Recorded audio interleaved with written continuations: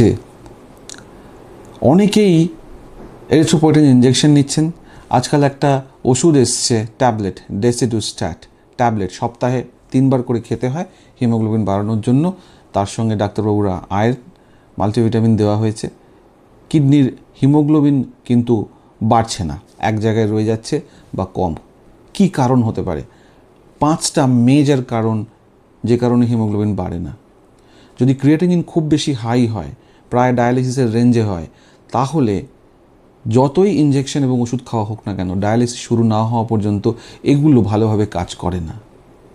Number 2, iron tablet advance কিডনির রোগে, stage 2, stage 3 onwards কিডনির রোগে কিন্তু আমাদের মুখে খাওয়া আয়রন হজম হয় না, শরীরে ঢোকে না। এজন্য যদি আয়রন ডেফিসিয়েন্সি ডিটেক্ট করেন ডাক্তারবাবু, তাহলে ইন্ট্রাভেনাস আয়রন নিতে হয়। ইন্ট্রাভেনাস আয়রনের ডোজ মোটামুটি 3-4 মাসে একবার নিলে কিন্তু আয়রনের ভরপাইটা হয়ে যায়, পরিপূরণ হয়ে যায়, সেক্ষেত্রে হিমোগ্লোবিন বাড়ে। ভিটামিন B12 এবং ফোলিক অ্যাসিড সাপ্লিমেন্টেশন। নিউট্রিশন, কিডনির রোগ মানে সমস্ত প্রোটিন খাওয়া ছেড়ে দিলাম, একদম শীর্ণকায় হয়ে গেলাম, কখনোই হিমোগ্লোবিন বাড়বে না। প্রপার নিউট্রিশন, রেনাল ডায়েটিশিয়ানের সঙ্গে কনসাল্ট করে, নেফ্রোলজিস্ট ডাক্তারবাবু যেরকম বলছেন, প্রপার নিউট্রিশন, তার মধ্যে পর্যাপ্ত পরিমাণে এমন রসদ থাকা দরকার যাতে কিন্তু হিমোগ্লোবিন বাড়বে। এরিথ্রোপয়েটিন ইনজেকশন অনেকে স্টোর করতে ভুল করেন। এরিথ্রোপয়েটিন কিন্তু হিটে নষ্ট হয়ে যায়। এই ইনজেকশনটা ঠান্ডায় স্টোর করতে হয়, ফ্রিজের সাইড ডোরে স্টোর করতে হয়। অনেকে ওষুধের দোকান থেকে কিনে নিয়ে আসেন এমনি আইস প্যাক ছাড়া।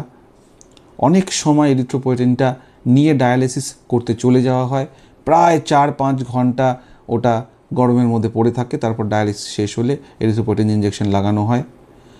শরীরে প্রচুর ফোলা, জল জমে আছে, সেই অবস্থায় পেটে চামড়ার নিচে এরিথ্রোপয়েটিন দেওয়া হচ্ছে, কোনো কাজ হবে না।